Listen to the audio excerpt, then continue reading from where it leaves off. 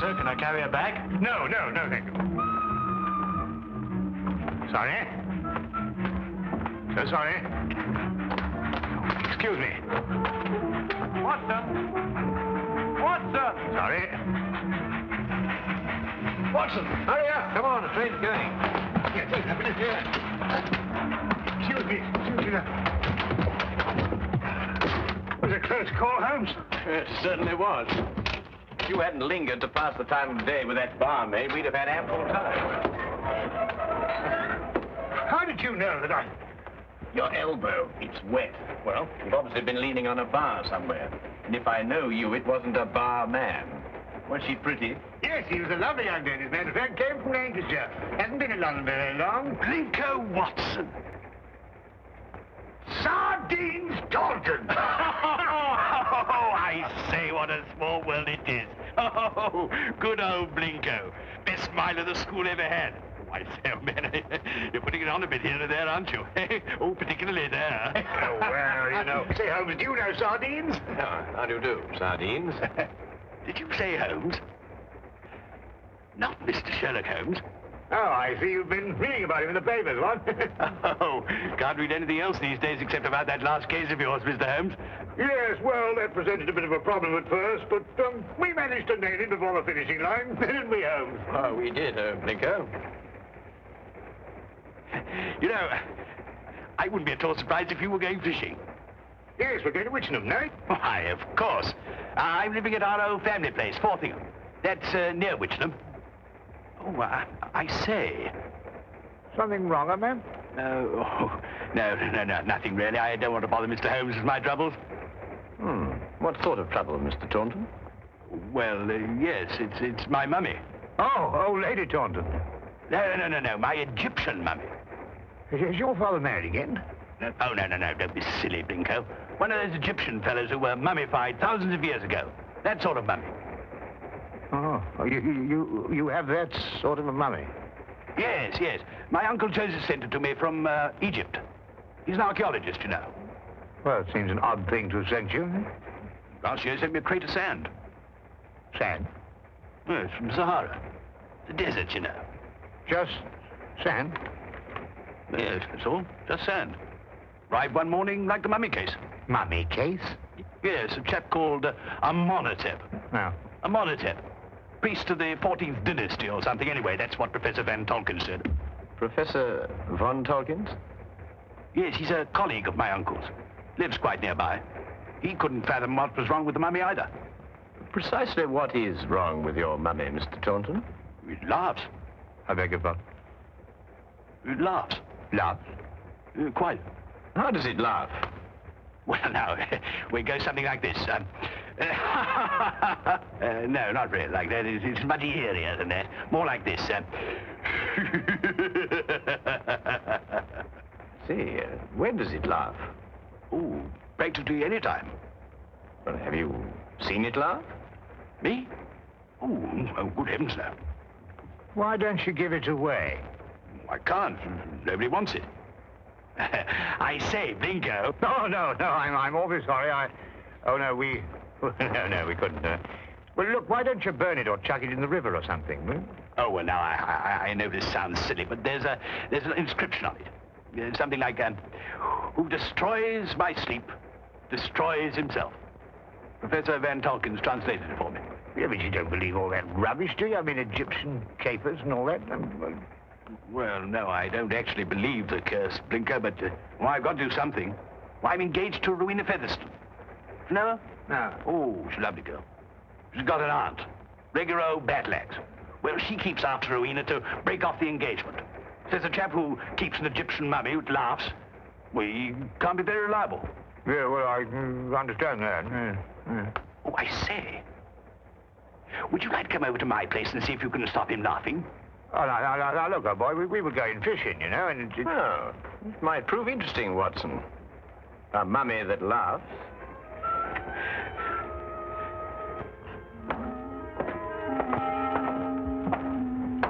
This is, Amenhotep. Well, he doesn't look as if he had much to laugh about. You wouldn't think so, would you? You wait till you hear him, Blinko. Frightening, positively frightening. 14th dynasty, I see. It's an exceptionally fine sarcophagus. I must say the funerary carvings of the 14th dynasty were the most beautiful ever known. Ah, yes. Amenhotep was a priest warrior.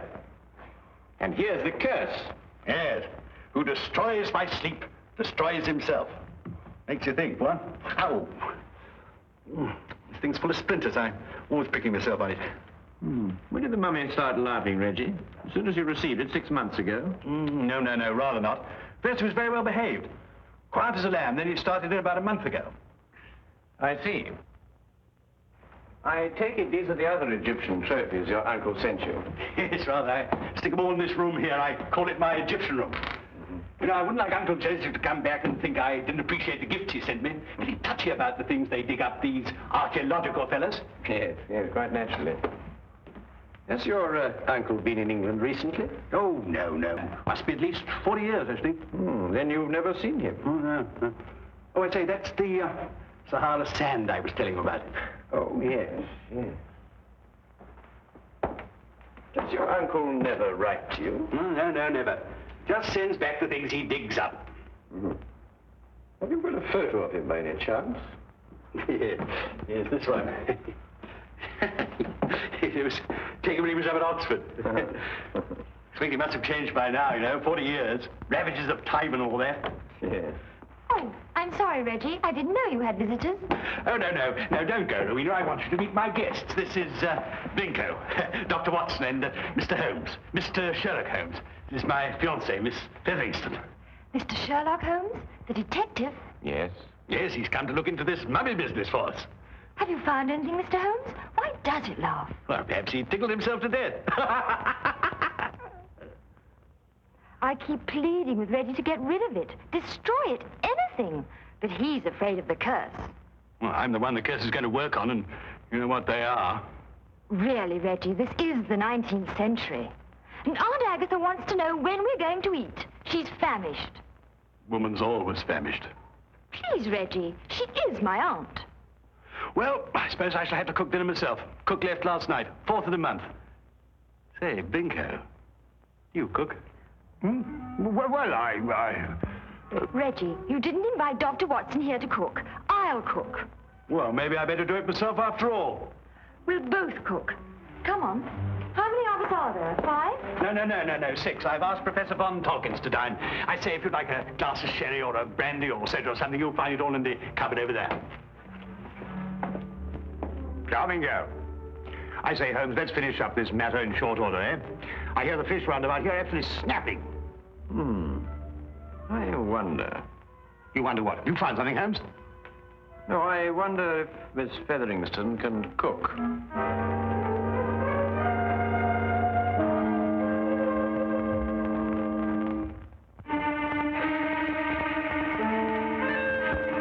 A doctor, young man, you say? A veterinary, no doubt.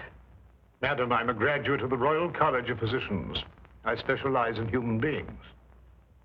And you detect, young man, I understand. Yes, madam. I detect. Work with the police? Well, on occasion. No wonder the crime rate's going up. Rowena, do we or do we not eat? In the numbers, Auntie. We're bringing the food in. Reggie tells me you've recently come back from Egypt, Professor.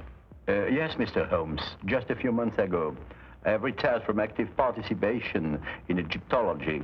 I see. I understand that you met Reggie's uncle while you were out there. Yes, Professor Taunton and I excavated for a long time together in the valley of the Lower Nile. Is Professor Taunton still active? Yes, Joseph is engaged in important excavation at the present time. You must be very glad to see all your old friends and relations again, Professor, after all these years. I've been gone so long, Doctor. I no longer have friends. And I'm afraid even my family wouldn't recognize me. Well, here we are at last. Better late than never, I always say. Oh, please do help yourselves, everybody. Informalities to form. Local trout. We used an old recipe we found in a cookery book in the kitchen. Didn't we, Reggie? Yes, at least I think it was a cookery book. I read something about mixing nitrogen with hydrogen or something or other at the end of it. Oh, Lord. Well, this is splendid. I haven't had a decent, well-cooked fish like this in years.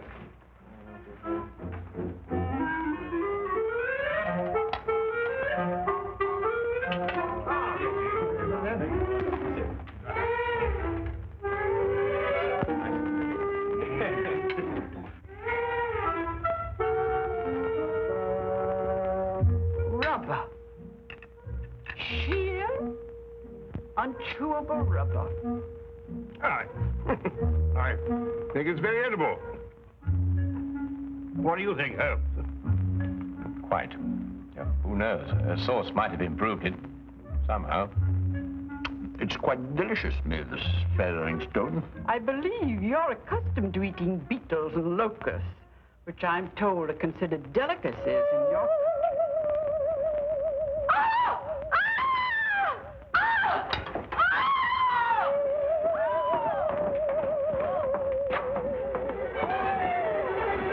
Take the other end, would you? Carefully, please. Carefully.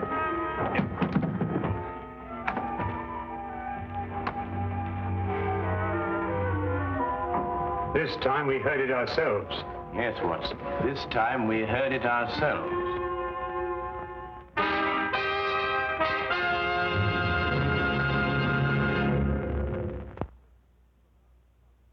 And now we return to the case of the Laughing Mummy. Of all the silly things I've been inveigled into by you, this is the silliest. There we are.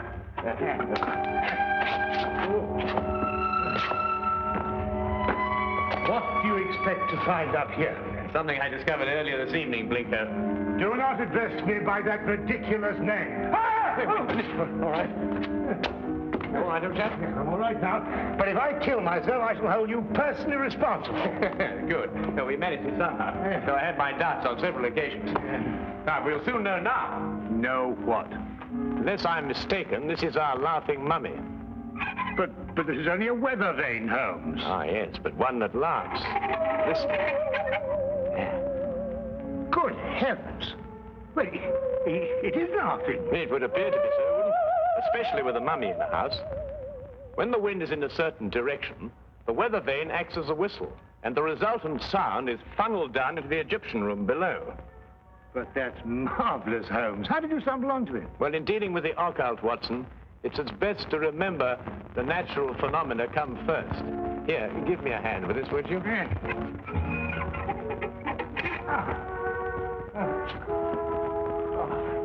Wonderful.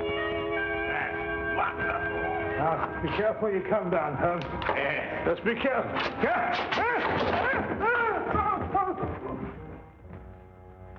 Here, Watson, would you hang on to this, please? Watson, are you taking... Yeah.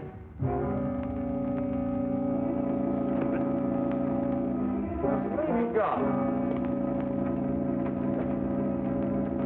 Watson.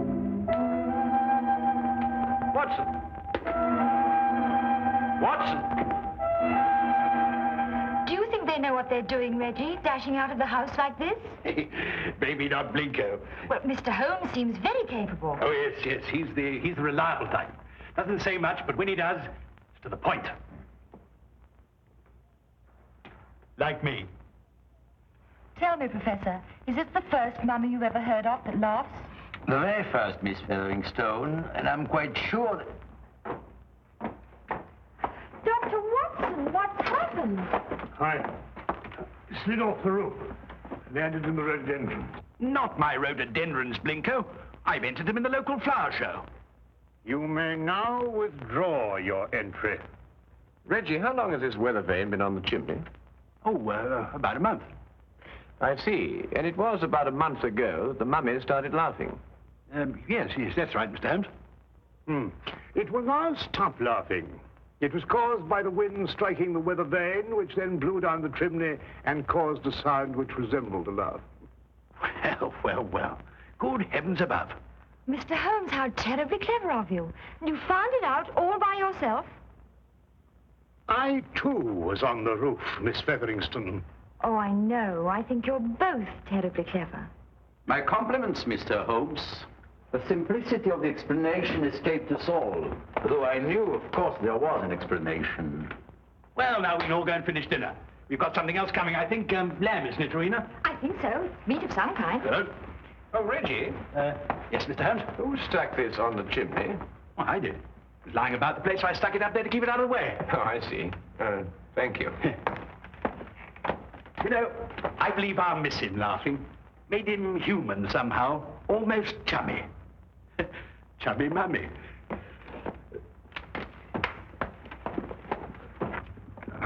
Oh, well, that's another mystery we've solved, eh, Holmes?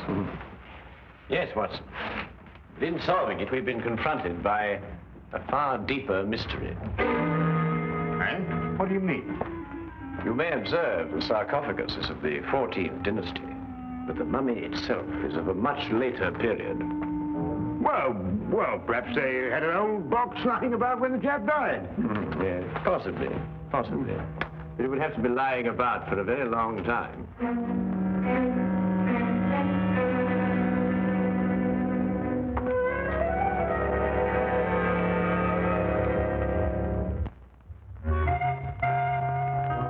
Good morning, everybody. Isn't it a lovely morning? It's simply gorgeous. Good morning, Miss Featherington. Yes, it is indeed a lovely...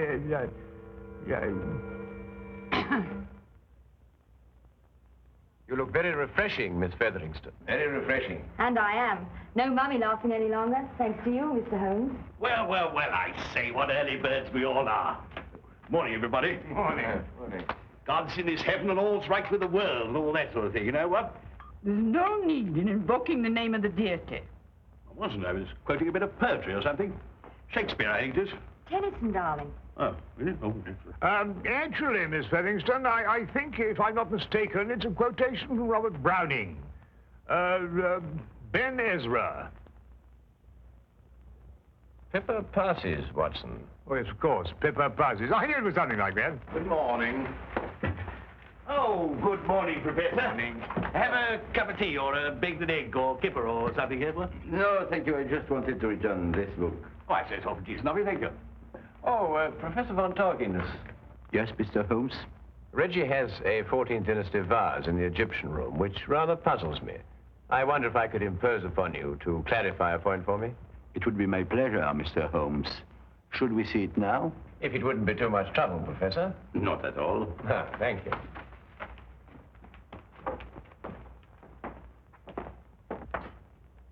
Yes, the composition of the pottery struck me as being rather later than the 14th dynasty, Professor. This is the vase I referred to. Considerably later, Mr. Holmes. The 18th dynasty, in fact. I rather thought Reggie was mistaken, as he was also mistaken about the mummy. The mummy? I'm afraid I don't understand. Don't you? I believe it was you who told Reggie that Amenhotep was of the 14th dynasty. It was, Mr. Holmes. But of course, this mummy, like the vase, is of a considerably later period. Really?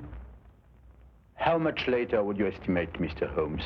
Well, I'd say, 4,000 years later.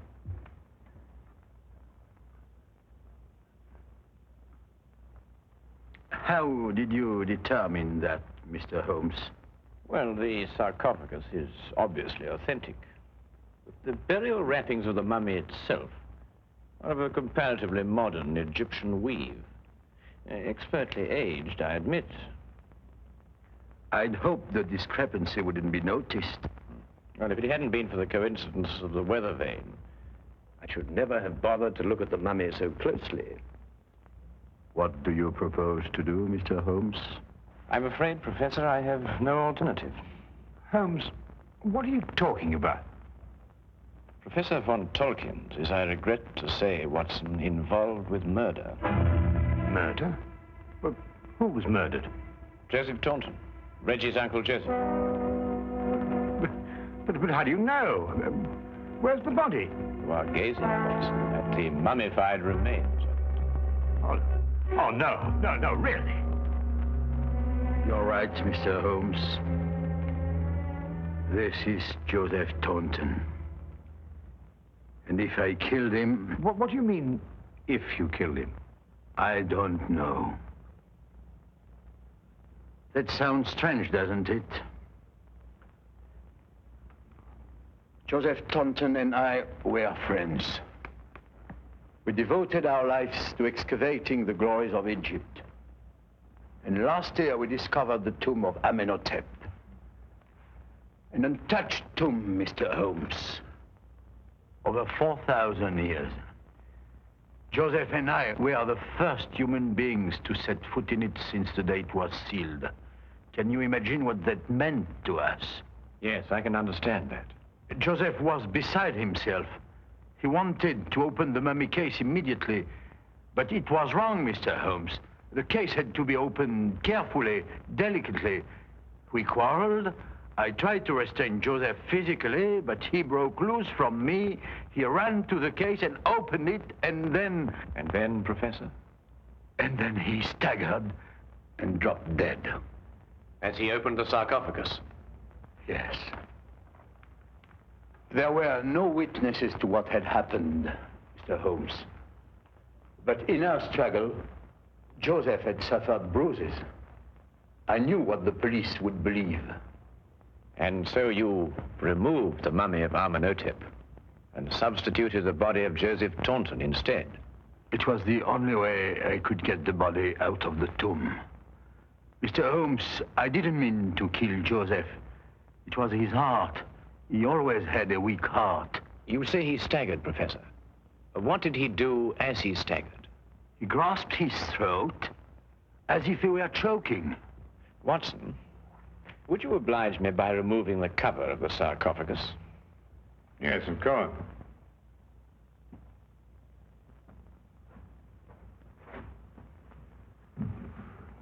Ouch! That splinter. Yes, Watson, ouch. As Reggie said, and as undoubtedly Uncle Joseph said, too. Professor, would you care to take a closer look at what Reggie called a splinter?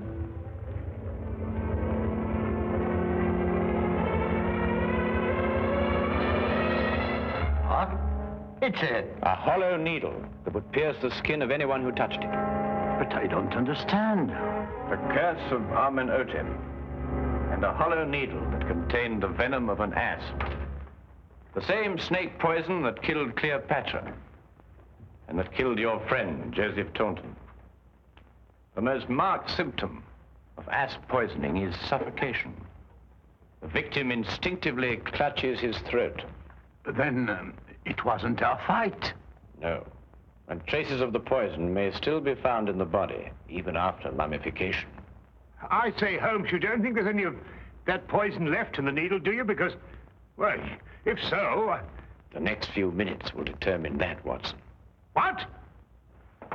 Well, how's old Amenhotep doing? I bet he's feeling down in the mouth now he's stopped laughing. You'll be glad to learn, Reggie, that the professor has offered to take the mummy off your hands. Oh, I say, that's awfully decent of you, Professor. What you going to do with him? But he's also considered giving it a fitting burial.